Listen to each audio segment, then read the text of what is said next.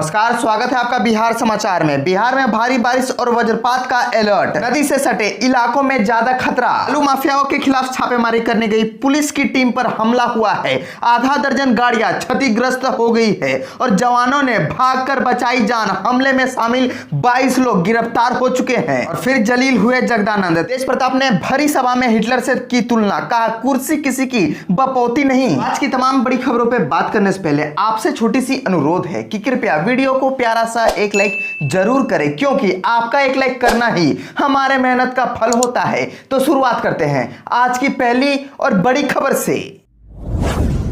बिहार में भारी बारिश और वज्रपात का अलर्ट। नदी से सटे इलाकों में ज्यादा खतरा। बिहार में अगले 24 घंटे में अधिकांश जगह पर बारिश के आसार हैं। मौसम विभाग की ओर से 9 अगस्त को 10 जिलों में भारी बारिश और वज्रपात की चेतावनी जारी कर दी गई है। मौसम विज्ञान केंद्र पटना की ओर से येलो अलर्ट जारी कर बताया गया है कि किशनगंज, सुपौल, मधुबनी, दरभंगा, समस्तीपुर, पूर्वी चंपारण, पश्चिम चंपारण, गोपालगंज, कटिहार और पूर्णिया जिलों में 1-2 जगहों पर भारी बारिश होगी। इन जिलों के अलावा शेष भाग में भी 1-2 जगहों पर वज्रपात की संभावना बनी हुई है। मौसम विज्ञान केंद्र के अनुसार मानसून की ट्रफ रेखा अभी पटना से होकर गुजर रही है। इसका प्रभाव सूबे में के मौसम पर पड़ा है।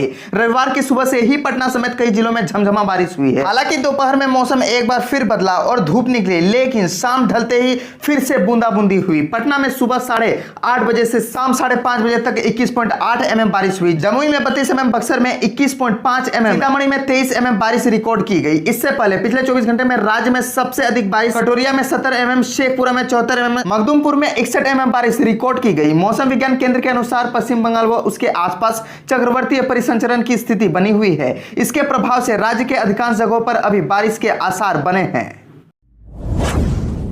बालू माफियाओं के खिलाफ छापेमारी करने गई पुलिस की टीम पर हमला हुआ है। आधा दर्जन गाड़ियां क्षतिग्रस्त हो गई है और जवानों ने भागकर बचाई जान। हमले में शामिल 22 लोग गिरफ्तार हो चुके हैं। भोजपुर जिले के कोइलवर थाना क्षेत्र के कोइलवर बिंदा गांव के पास रविवार की शाम छापेमारी करने गई पुलिस टीम पर अवैध बालू माफियाओं ने हमला कर दिया। इस दौरान पुलिस की आधा दर्जन गाड़ियों को क्षतिग्रस्त कर दिया गया। हमले के दरमियान पुलिस के राइफलधारी जवानों ने किसी तरह भागकर अपनी जान बचाई। हालांकि बाद में पुलिस ने मोर्चा संभाला और त्वरित कार्रवाई करते हुए हमले में शामिल 22 लोगों को गिरफ्तार कर लिया। घटना को लेकर लोगों में अफरा तफरी मची रही। घटना के संबंध में बताया जाता है कि भोजपुर पुलिस की टीम बिंदगावा में सोन के दियारा में छापेमारी करने गई थी। पुलिस टीम बिंदगावा के समीप अपने वाहनों को खड़ा कर छापेमारी करने गई थी। स्थानीय लोगों का कहना है कि इस दौरान पुलिस टीम घाट किनारे लगे एक नाव को खींचकर बीच सोन में ले गई और उसे पानी में डुबा दिया। इधर पुलिस का कहना था कि इन नावों से अवैध बालू का उत्खनन हो रहा है। इसके बाद वहां मौजूद नाविकों, स्थानीय लोगों से पुलिसकर्मियों ने तू तू में हो गई और इसके बाद नाविकों ने पुलिस की खड़ी गाड़ियों पर हमला बोल दिया और जमकर रोड़ेबाजी की। पटना ने वैक्सीनेशन में देश में बनाया 3 रिकॉर्ड। सर्वाधिक टीकाकरण करने वाला पहला जिला। 7 नगर निकाय में 100% वैक्सीन, तो एक जिले में 1,36,560 लोगों ने लिया टीका। पटना में रिकॉर्ड का टीका लग रहा है। जिला के 7 नगर निकाय में 100% वैक्सीनेशन हो गया है। इसके साथ ही जिला और शहर में भी वैक्सीनेशन के आंकड़ों ने देश में रिकॉर्ड बनाया है। एक दिन में 1,36,560 वैक्सीन ने पूरे देश में पटना का नाम बढ़ाया है। पटना में कोरोना संक्रमण से बचाव को लेकर वैक्सीनेशन पर फोकस किया जा रहा है। पटना के लोग भी वैक्सीनेशन में आगे आ रहे हैं, जिससे रिकॉर्ड बनता जा रहा है।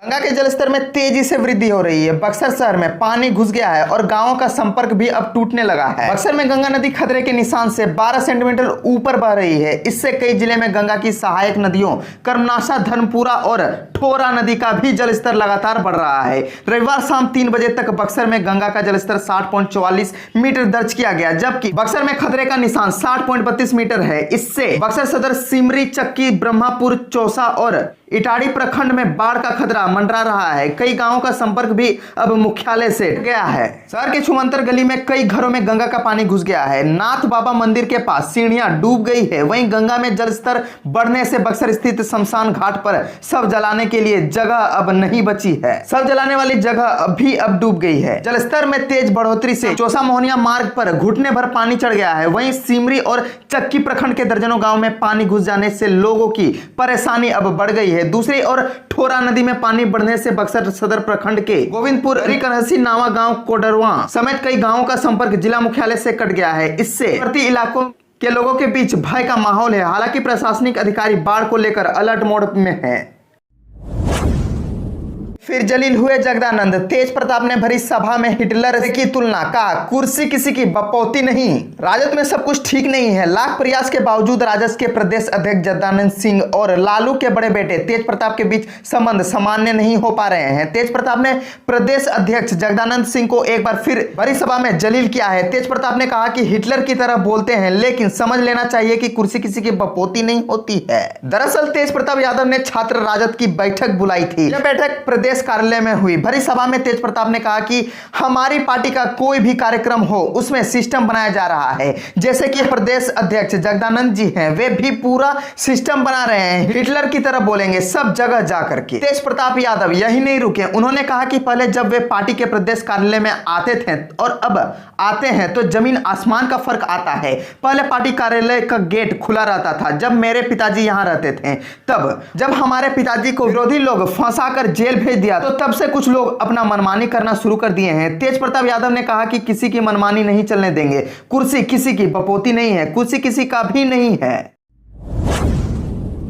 बाल गृह से ग्रिल तोड़कर 16 बच्चे फरार हो गए हैं। लापरवाही बरतने वाले कर्मियों पर कार्रवाई होगी। छपरा के प्रभुनाथ नगर स्थित बाल गृह से शनिवार की रात करीब 16 बच्चे भाग निकले। बच्चों के भागने की सूचना मिलते ही बाल संरक्षण इकाई से जुड़े पदाधिकारी सक्रिय हुए और शहर के विभिन्न चौक चौराहों, बस स्टैंड व स्टेशन पर बच्चों की खोजबीन शुरू की गई। इसके बाद 8 बच्चे बाल गृह वापस लौट आए। 8 बच्चे अभी बाल गृह नहीं लौटे हैं। बाल संरक्षण इकाई से जुड़े पदाधिकारी बच्चों के अभिभावकों से भी संपर्क बनाए हुए हैं और उनकी वापसी के लिए लगातार स्थानीय थाने में भी जानकारी ले रहे हैं। से सभी बच्चों के जल्द ही वापस आने की भी बात कही जा रही है। वहीं बाल गृह की सुरक्षा में लापरवाही बरतने वाले कर्मियों के खिलाफ भी जांच शुरू कर दी गई है। दोषी लोगों के खिलाफ कार्रवाई की बात की जा रही है। मालूम हो कि इससे पहले भी कुछ बच्चे ग्रिल तोड़कर भागे थे जो बाद में वापस आ गए। सदर अस्पताल में इलाज के दौरान भी रिमांड होम से कई बच्चे भाग निकले थे जो बाद में रिमांड होम में वापस आ गए। बच्चों के भागने की सूचना बाल संरक्षण इकाई के वरीय अधिकारी को भी दे दी गई है।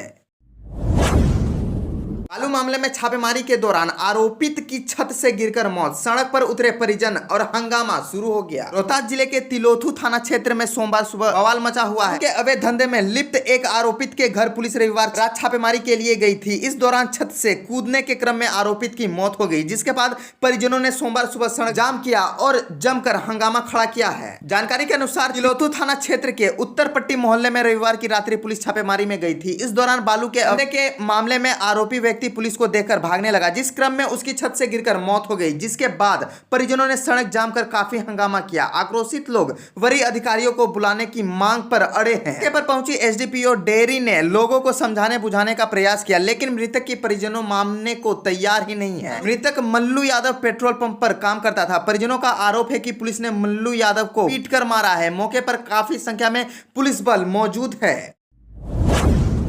बिहार के करीब 78 लाख किसानों के खाते में आएगी पीएम किसान योजना की 9वीं किस्त। सुशील मोदी का राहुल गांधी पर अटैक। बिहार के 78 लाख से अधिक किसानों के खाते में सोमवार को प्रधानमंत्री सम्मान निधि योजना की 9वीं किस्त पहुंच जाएगी। 2000 रुपए प्रति किसान के हिसाब से 15 अरब रुपए से ज्यादा की राशि पहुंचेगी। अभी तक किसान सम्मान निधि योजना के तहत किसानों के खाते में 16 हजार रुपए केंद्र सरकार दे चुकी है। प्रधानमंत्री खाते में ऑनलाइन राशि ट्रांसफर करेंगे। बिहार से कृषि मंत्री अमरेंद्र प्रताप सिंह भी ऑनलाइन जुड़ सकते हैं। वहीं बीजेपी के राज्यसभा सांसद सुनील कुमार मोदी ने ट्वीट कर कहा कि कृषि क्षेत्र में व्यापक सुधार और किसानों की आय बढ़ाने के लिए प्रधानमंत्री नरेंद्र मोदी ने स्वामीनाथन आयोग की रिपोर्ट के अनुसार उपज के समर्थन मूल्य में 1.5 गुना से ज्यादा वृद्धि की है। अब 9 अगस्त को देश में 9 करोड़ से ज्यादा किसानों के खाते में किसान सम्मान निधि की 9वीं किस्त के तहत 19,500 करोड़ रुपए डाले जाएंगे।